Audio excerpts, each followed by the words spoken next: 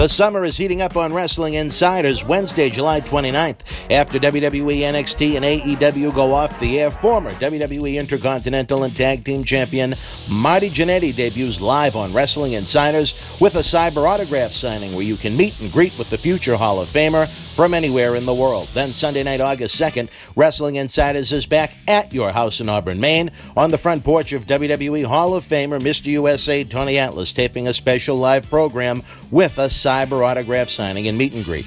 Help keep professional wrestling legends working. Support these great programs and online autograph sessions you can watch in our archives again and again. Visit bostonwrestling.com and our social media platforms for complete information.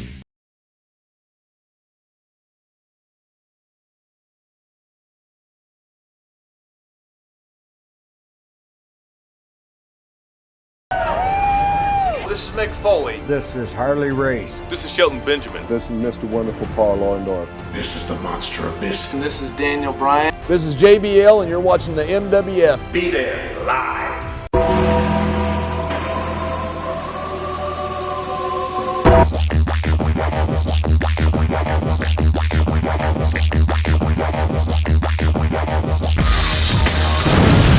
Wrestling fans around the corner, around the world. I'm Dan Marotti here along with Mr. USA WWE Hall of Famer, Tony Atlas. Tony. Here we are at beautiful Atlas Estates, downtown Auburn, Maine. That needs It took some us a work, while man. to get here. Yep, I need y'all savings of money so I fix up my house. Well, they can do that on eBay with the drawings and the personal appearances and the personal phone calls and all the other great And the merchandise. face walking. And face walking, you can subscribe to the Patreon to keep great wrestling legends like Tony working while streaming dozens of Studio Shoot interview DVDs. But, Tony, summertime is here. It doesn't look much like summertime behind us. But it's warm. We're still trying to get back into the studio. We got the corona restrictions. This is better to us than the podcast-style versions. But, Tony, very interesting one. Is that your neighbor behind us? Yeah, that's my neighbor. I'll invite him over. He's a good man, I'm sure. He's a very good man. Is it a man? I can't see without my glasses. Well, he helped me take my wife to the hospital. Oh, did he? Yeah. He's a good man. Good man. Well, all my neighbors here is good. Are they? You know, I'm lucky. I live in the state of Maine, and state of Maine got a lot of good people. I'm sure there's good people all over the world, but Mainers are extremely very neighborly type people. They look after each other. They like to, but they like to stay to their own. You know, they not. You know, they like being. They like their privacy. They like their space. But in times of need, Mainers are there for you. I mean, I've been living here for 30 years, and I think I'm gonna die here. I like up here. This is your area now. Yeah, Your I home. like it. Yeah. This is the way life should be. Fair enough. Look how quiet this neighborhood is. Look. Other than all the motorcycles, it is a quiet neighborhood. All right, Tony, we got a question. Not motorcycle, Harley Davidson, baby. Harley Davidson's, Real baby. good. Don't come to me, no daggum Yamaha Suzuki. We don't want them bumblebees bikes up here. You gotta have a Harley. An Indian would do. In India, all right. Yeah, they do too. Tony, a couple of recent WWE Indian questions fans from like the it. fans. This gear shit.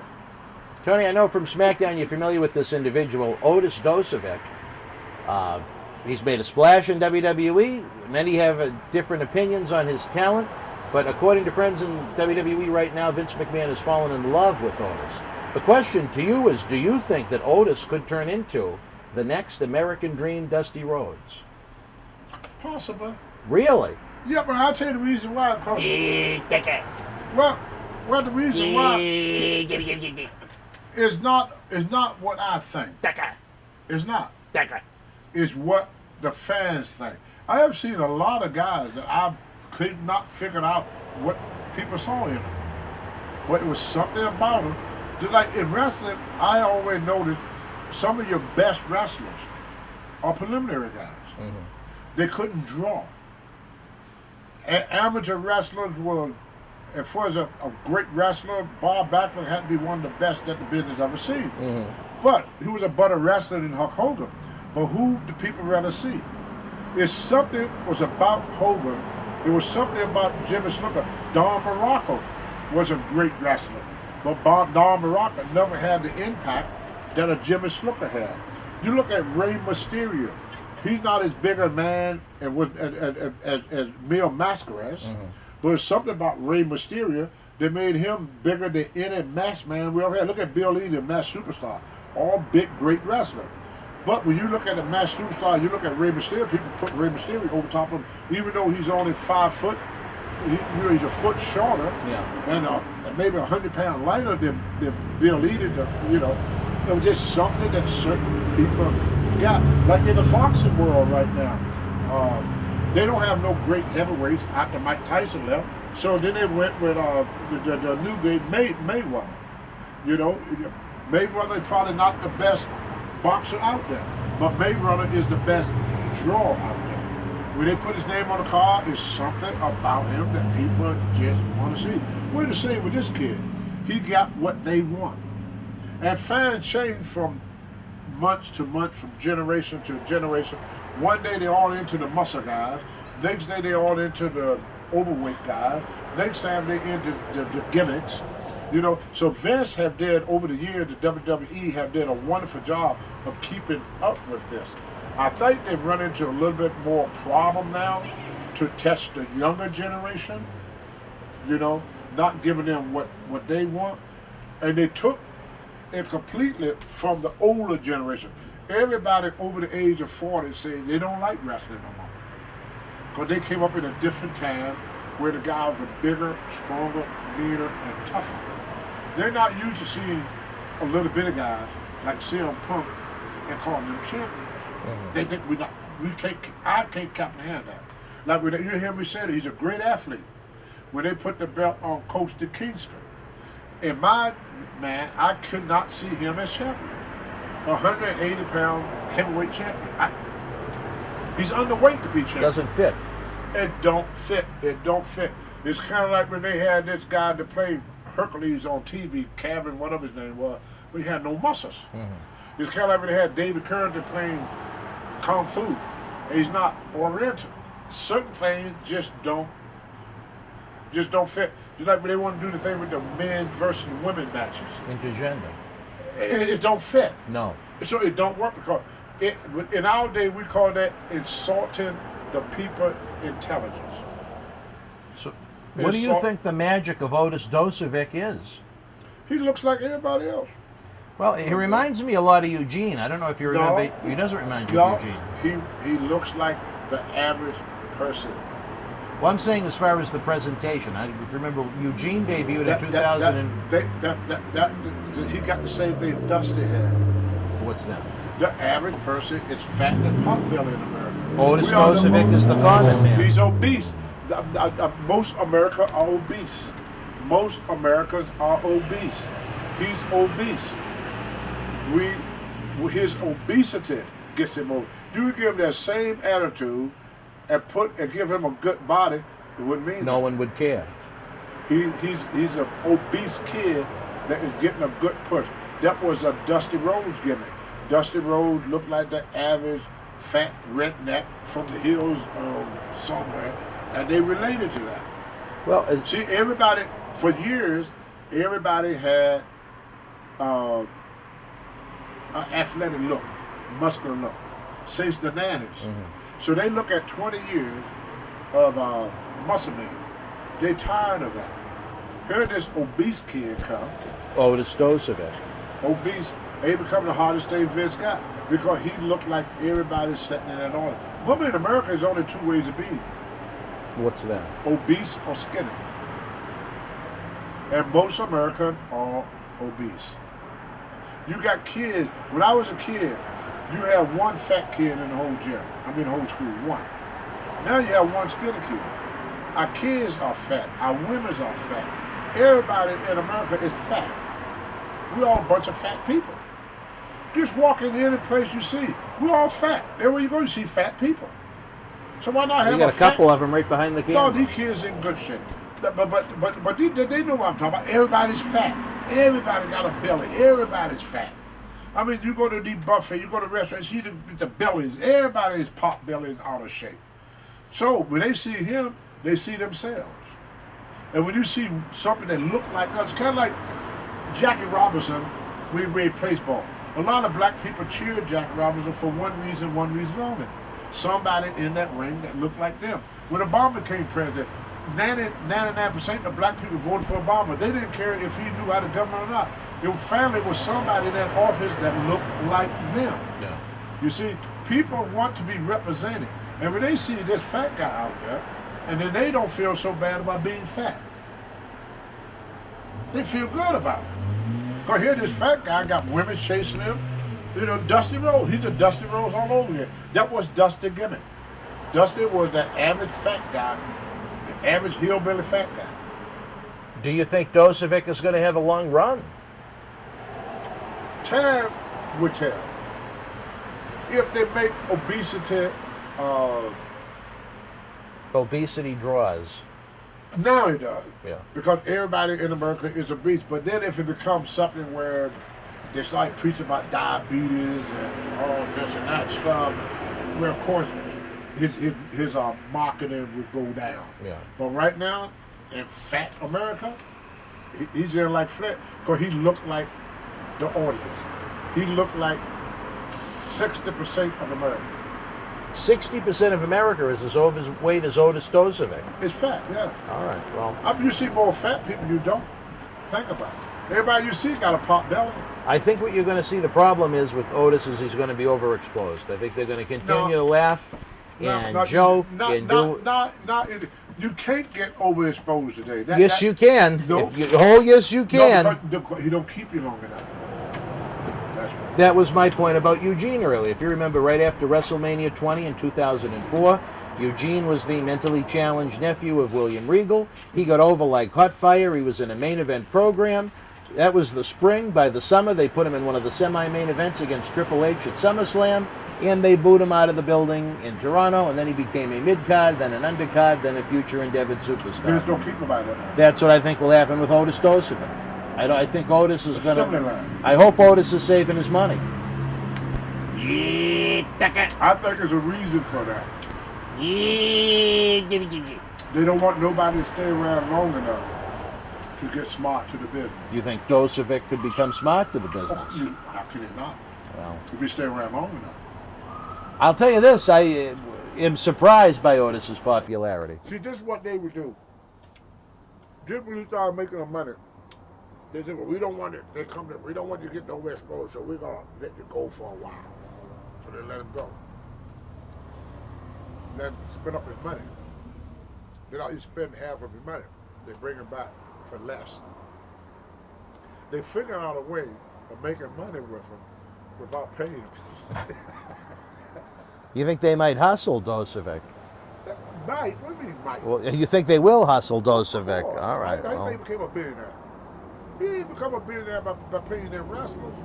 Do you think Otis would have longer longevity if maybe he was presented in a more serious light, or do you think being a goof is his role? No. You like his role? It's working. I'll tell you, you were right. A couple of nights before the Money in the Bank pay-per-view, I asked you who you thought was going to get the briefcase, and you were right. It was Otis Dozovic. Yeah, he looks like you called it. I mean, I walk the street every day. I mean, there's a lot of people in this world look like that. A lot. Yeah, a lot of Dozovics out there. Well, he's. Where you look, you see fat. America is a very obese state. So to see him, he's the type of guy you can't get jealous of. That what Dusty big gimmick was. How can you be jealous of Dusty Rhodes? But you can be jealous of Ultimate Warrior. Yeah. Superstar Billy Graham. Yeah. Roman Reigns. People are tired of the good bodies. Yeah. In wrestling. They want a Dozovic. You know who first told me that? Who told you that? Well, I told you, Johnny Weaver. What did Johnny Weaver say? Johnny Weaver said, Tony, told me this in 1975. He said, one day every wrestler is going to look like you. And he said, some fat guy going to come out of nowhere and be the hardest thing they ever seen. Because once a book been read, it's old. Vince did the Muscle Man from the 80s to now. And now it's the Otis Dozovic generation. All right, Tony, a follow-up question. He's going back to what it was, the odd, the weird. You know, they want to see somebody that looks like them. Mm-hmm. You know? And Otis is the man. Right. Back in the older day, they were I had to play the big dumb guy. I had to play dumb. Because I have to have a weakness. Otherwise, I would have been a heel. Right. You would have been too smart. No, I've just been a heel. Mm-hmm. I have no faults. Would make people dislike me. Mm-hmm. See, when you got faults, America love an underdog. So they would cheer a guy that got fought. But a guy that is perfect, they don't like that.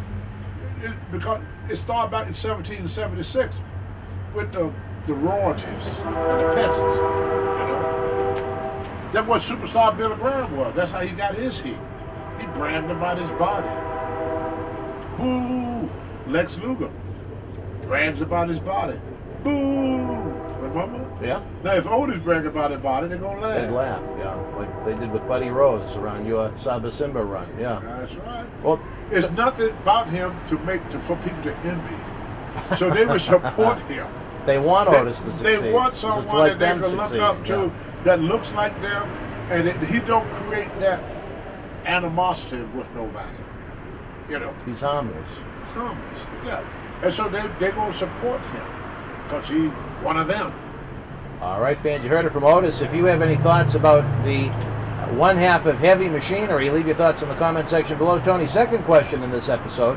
I know you don't subscribe to WWE Network because you are a man that does not have a computer here at Atlas Estates in Auburn. Maybe for Christmas. What you trying to say? I don't know how to use a computer. No, what I'm saying is you don't have one. Y'all hear that You out don't there? have one. Darren just said just because I'm tall, dark, and handsome, I don't have a computer. Now, y'all may not think I'm tall, dark, and handsome, but I do know one thing. I got one One what? out of that statement, tall, dark, and handsome. I got one. Tall? No, What? dark. Hey, Doc. Dad, All you right, so all slow. right, all right. It's been a You long are week. terrible. We got thrown out of the state. Oh, Tony, anyway, we know you don't subscribe to WWE Network. You don't have the Atlas computer yet. But leading up to the last pay-per-view backlash, WWE decided to promote the Randy Orton Edge match as the greatest wrestling match ever. Do you think, even though it was a excellent match between Edge and Randy Orton, that labeling that ahead of time maybe only set them up for disappointment? I can't knock anything Vince do. Why? Because There's a lot you could. no, No. you can't knock success. He's had a lot of success, but the past 19 years have not been so hot. Yeah, he's been doing all right. He's been doing all right, for sure, financially, but from the creative point of view, with the It don't millions matter. of fans Well- turned off to well, the product, when I don't all- consider that a success. What you don't understand about wrestling is that Vince is in it for one thing and one thing only. The money, And as long as the money coming in to him, he's doing okay. even if he eradicates his fan base. All right, well, do you think it was wise to advertise that as the greatest wrestling match ever before it took place? So why not? We've been promoting, been doing that for years. Calling For it the greatest wrestling show match on ever? earth. Hey, they even do it in politics. What do you Let's mean? make America great again. We do it all the time, so why should Kate Vince do it? We always say this is the best product. This is the best potato chip. Kentucky Fried Chicken, the best chicken in the world. I gotta get it from Popeye, the best. Ford, number You love one. Popeyes. Come on, it's salesmanship. Every salesman do it. So why is it such a surprise that a salesman going to sell his product as the greatest? Why We set the all fans do. up for disappointment? Muhammad Ali, I'm the greatest of all time. Why set the fans up for disappointment? Then I don't think they were disappointed. If you advertise something as the greatest wrestling match of all time, and it might not even have been the greatest wrestling match of the week, It don't mean they're going to stop coming. but why disappoint them? They wasn't disappointed. I don't think they were disappointed. It was a good match, but again, why deliver something that you don't live up to? When I was associated with my good friend Dan Cohen, Because, brother, go okay, ahead, go ahead. you want to answer that, right? Break it down, baby. You buy a brand new car. Yeah, 2 years later, it's in the shop. yeah. But they told you it was the greatest automobile they ever made. Mm-hmm. You go to a restaurant, they advertise the McDonald's burger. Nice, look good, right? You buy the burger, tastes like shit. See, it happened. This is America. Everybody should lie. We all do it. We do it 24/7. Should we call this the greatest talk show in wrestling? Of course, why not? Or we are the greatest Why not? talk show in Why not? professional wrestling Everybody else does at it. your house, baby. We all do it. Why not? Why not? It sells. Why not? It sells. The greatest To talk show ever. somebody, you are. One man's dream is another man's nightmare. There you go. So you may not think that was the greatest match of all time, but there was probably thousands of people that thought it was. I doubt it. Some people thought Sergio Olivier had the greatest body of all time. Some people think Arnold Schwarzenegger did. Some people Some thought you people did. think Rocky Marciano was the greatest fighter of all time. Some people think Muhammad Ali was. Yeah. Everybody got their own perspective of what is greatness. We live in a world of different opinions. You know, we live in a world of greatness. What is not so great to you is fantastic to someone else. What is good to you is bad to someone else. So yes, that probably was one of the greatest matches in the world. It probably was one of them, not the. It was a really good match. It's all perspective. You know. To another person, man, that's the greatest match I ever seen. To another person, that's the stretch. If no one had ever watched a wrestling event before Backlash, they might have said that was the greatest wrestling match of all time, as it was the best match on the event. This up with this Let's hear it, old brother. story. With this Here we go. old Oh, here story. we go. A story. There was this man riding down the street one day on a mule. Yeah. He took his grandson with him. Got down the road a piece. Somebody said, ain't it a shame that old man is riding that mule with his grandson walking in this hot sun? The old man overheard him. He got off the mule, put his grandson on the mule. Got down the road a piece. Somebody said, ain't it a shame that young boy is riding that mule, making that old man walk in this hot sun? The old man overheard him again. So the old man got up on the mule with his grandson. Now they both is riding the mule. Got down the road a piece. Somebody said, ain't it a shame that old man, that little boy is riding that mule in this hot sun? Old man overheard it. He went out in the woods, cut himself a hickory stick. Hickory is something down south like oak, very hard. So they tied the mule to the hickory stick and they carrying the mule now. Got down the road a piece. Somebody said, ain't it a shame that old man and that boy is carrying that mule upside down in this hot sun. There you have, you be damned if you don't, you be damned if you do. You can't please everybody all the time. They're all gonna be somebody gonna be against what you say, always gonna be somebody for what you say. So you be damned if you do, and you be damned if you don't. That's my story. All right, Tony. And one more for this episode. Fans who want to know, a list recently came out of some of the biggest donors to the Trump campaign. There were many NFL football team owners, and both the Khan family and the McMahon family of AEW and WWE were also named as multi-million-dollar donors on that list. Do you think wrestling fans should care about where the owners of their professional wrestling franchises donate their money to politically? No, You don't think so? it's America. Well, they received a bit of a backlash from it, not to be confused with the greatest wrestling match of all time. Because they gave what to who? They gave millions to the Trump campaign. Right. And there are fans that are adamantly against it. You don't think anyone should care? Why? It's America. You Well, see, this is... let's hear it, I brother. used to ride down the street with Captain Redneck Dick Murdoch. Yeah. And one day KKK Murdoch, member, yeah. now Murdoch, for people that don't know, was racist. He was a grand wizard in the KKK. He was very proud of it. He didn't hide it. He let everybody know. He was not ashamed of it. So I'm riding with him one day in a car. And he turned to me and he said, you know I like you. And here's a KKK guy telling me he likes me. I said, wait, something about this picture don't fit. And he said, you never criticize my opinion.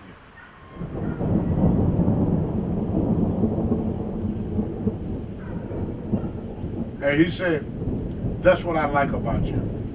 I may not agree with his opinion, but I never held his opinion against him. See, the thing about America that we are losing, we got to lose that my way or the highway attitude. They got a right to support any presidential candidate they want. Now, I may not like the candidate, but they may not like my candidate. So I don't want them to hold it against me for who I vote for or who I support. So I'm not going to hold it against them for who they support. I didn't criticize Murdoch for his belief on race relationship, and he never criticized me for my belief on racial views. I gave my view of what I think that black and white should do. He gave his view on black and white. And we respected each other's opinion. I respect Vince McMahon to choose whoever he think gonna put this country on the right track. And I'm very sure that he would respect my decision on who I feel really the best candidate for this country. I didn't criticize Vince, but he supported John McCain over Barack Obama. You know, and I'm sure Barack Obama didn't criticize anybody that voted for John McCain. This is America. We're all entitled to our own opinion, as long as I don't have to try to force my view. Now, if Vince want to force me to vote for a candidate that I don't approve of, I ain't going to go with that. But if Vince want to support President Trump, I don't see why not. That's his priority. He should not support somebody that he don't feel comfortable with just to please me. You know, he got the right as every American do. He's an American citizen. And if people don't like him for what he support, they're gonna feel real bad when one of them come out and say, well, I support Black Lives Matter, and then Vince say you're fired because you support Black Lives Matter. Vince ain't not gonna do that. Yeah. No, you're right. See what I'm saying? Vince allow you to support who you want in politics as an American citizen.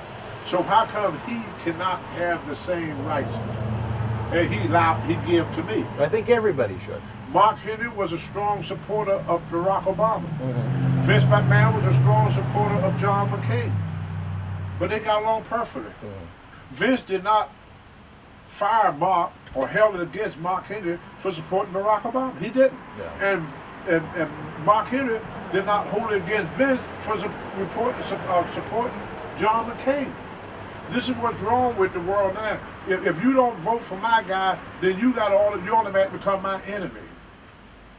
If you're not a part of my party, you automatically become my enemy. These are things that are going to separate our country. So the people that are attacking Vince for supporting the Trump campaign, they're not helping the country, they're hurting the country. There you go. Vince should not be afraid or ashamed of anybody, so voicing his opinion and supporting who he want to support. But at the same time, he'll allow them to support who they want to support, and he can't say nothing about it. Now, reverse the ticket. What if somebody support Joe Biden, and then Vince fired them because they support Joe Biden?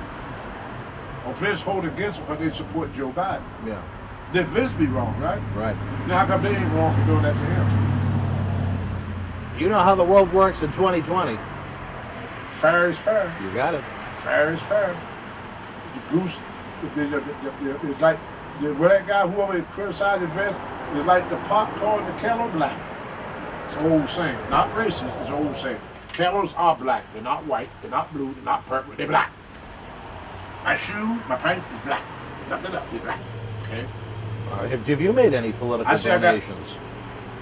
I supported Trump last. You donated money to him. I ain't got nothing to do with it. All right. That was the question. If I had some, I probably would. You really would have donated to his campaign, really? What? 3 years ago, I don't know about now. No. I'm confused now about what I'm on. I don't know. I think there's a lot of people that are confused. I don't know what to do this time. I might not even vote this time. I hate to say it, You do a write-in for yourself. Yeah. You could clean it up. I just wish he'd just do what I was hoping he will do. Yeah, what's that? Take the bull by the horn. Not say, let the governors take care of it. That means leave me out of it. Yeah. You know, you don't say let the government. You got to take the bull by the horn sometime. And if you get scratched a little bit, you get scratched a little bit. He's scared to get scratched. Well, all right, wrestling fans, you sent the questions. The Hall of Famer, Mr. USA, Tony Atlas, he's got the answers here in this buffet of episodes. Boy, you good with the jokes. Wait, who taught that joke? I got the at the answers. top of my head. You get the answers. Oh my goodness. All right, again, fans, don't forget the Patreon. You get the full screen, early, ad-free access. Keep the wrestling legends like Mr. USA working over at patreon.com/Boston Wrestling, along with dozens of studio shoot interview DVDs. It is worth the price of admission, folks. The eBay store has got the autographed everything from Tony. It has got personal drawings. It's got personal appearances. It's got personal phone calls. The only thing he's not selling is his DNA, and for the right price, he might do that too. I'll tell you, anybody take my DNA, you're going to be drunk and stoned in the morning. Well, Lanny was known to take his DNA, but in a different way. All right, for the Hall of Fame of Mr. USA, Tony Atlas, I'm Dan Marotti. Until we speak again, folks, stay healthy, be well. You didn't tell the kids about